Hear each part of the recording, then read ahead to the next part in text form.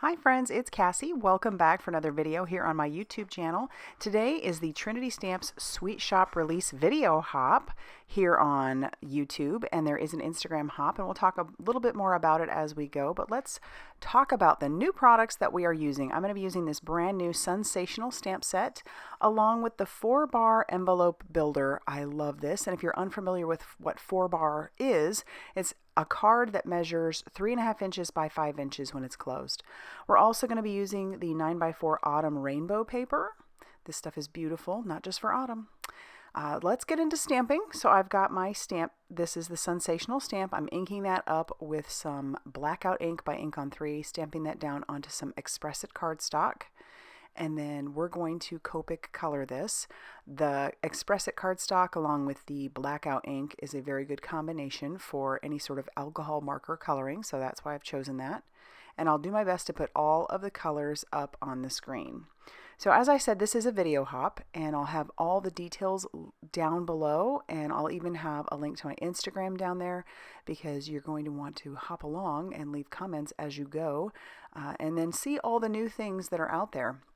There's a lot of fun and a lot of inspiration to be seen. So I started with that lighter color as you saw, and then I worked into a mid-tone color. We're going to use that, I think it's BG23, and we're going to use that as our middle cloud. And then I'm going to come in with a darker color. This is the BG57, and we're going to work our way up. The next cloud will be even darker. But I thought we would do like a variation in that color, just going from light to dark. So I'll keep that BG57, and I'm going to color that entire cloud with that. We're just, being a little patient, going in between all of those letters and all around those letters. And my one hint for using Copics is to stay close together. Don't like outline the whole thing and then try and color it in, because alcohol markers kind of stay a little wet as you put them down, and if you don't want a bunch of lines to show, then you need to kind of stay, together, kind of work your way around it in a cluster. We'll come in with another darker color. I think this was the BG49. I could be wrong, but we're gonna just outline the sides of the letters with that, and then even add a little bit of shadowing at the bottom. And then we'll come back in with that BG57 and lighten that up just a tiny bit. Just by using flicking motions, we can do that. And then we're going to move on to coloring our sun. So I've got those colors up on the screen. We have Y26. I was trying to go with muted colors to match that autumn rainbow paper that I had chosen to use.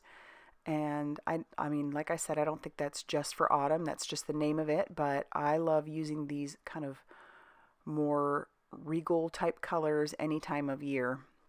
And I thought that this would be really good. So we're bringing in that YR24. That's our second color. And I am going to bring in even one more darker color. This is the E99. I know you'd think that maybe the E's, which are the earth tones, may not go with the Y's, but it is a very good match for those. And then I can just blend that out with that YR24. Just soften those edges a little bit, but still it keeps that very dramatic color in that background. Then we're going to go on to using those same colors on our word sun, sensational, but we'll put that first color down. And then I love to do the ombre on these images. These are the Love Danny images. They're so encouraging, and I just love doing these because they usually take up the full front of a card. And then you can just kind of color however you like to color, whether it be with Copics or any alcohol markers, or you could do it on watercolor paper and do it with watercolors, or do colored pencils. There's just a ton of possibilities here. Then we'll bring in that mid-tone there as well. And then our hearts. So I've got R37 and R35. So we'll start with the R35, and we'll color all of those hearts. I love how those pop on here with that color. And then we'll come in with that R37 just to add a little bit of darkness in there, just to add a little shading. And then I am going to bring back in that 4-bar envelope builder, and we're going to use the rectangles that are in there. It comes with 3 of them, So you can build up, and this fits perfectly. This 3x4 stamp fits perfectly in that smallest one. So I'm going to tack that down with a little bit of mint tape. And then I've brought in a couple of those papers from the Autumn Rainbow paper. And I'm going to do this. The middle one is going to go on that blue. I'll tack that down with some mint tape. And then the largest one will go on the red. And that largest one actually will cover the full front of a 4-bar card.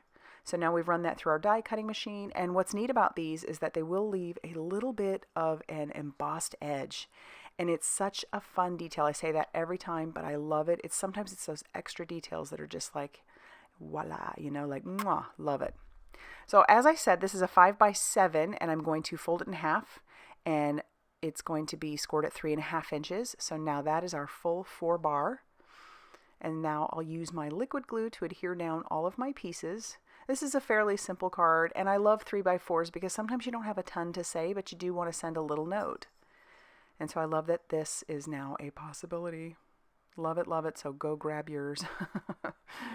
I imagine this one's probably going to sell out pretty fast. All right, then I'll use that liquid glue, and we'll tack this down to the full front of our 4-bar card. But I don't want to stop there, so I bring in some glossy accents, and I'm going to go over those hearts. You could come in with some cute little heart embellishments, or maybe even some little baubles or whatnot, but I thought this was a fun little accent just to make those hearts a little bit shiny.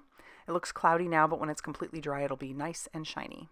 And then I have to make the envelope right, so I've brought in some tonic gold scales cotton paper, and it will do all the embossed lines as well. You're going to need 2 of those side pieces, and then the one big piece. And then I'm using some liquid glue because this, you know, if you're going to go ahead and make an envelope, you want to make sure that this is something that's not going to fall apart.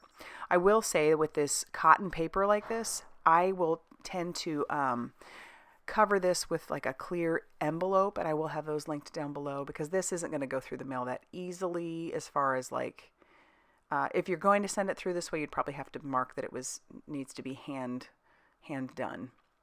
But so I like to just put these inside of a clear envelope. It makes it that much easier. And then there's still that beautiful, pretty, papery envelope that's nice and soft. But yeah, I love making my envelopes with this kind of paper.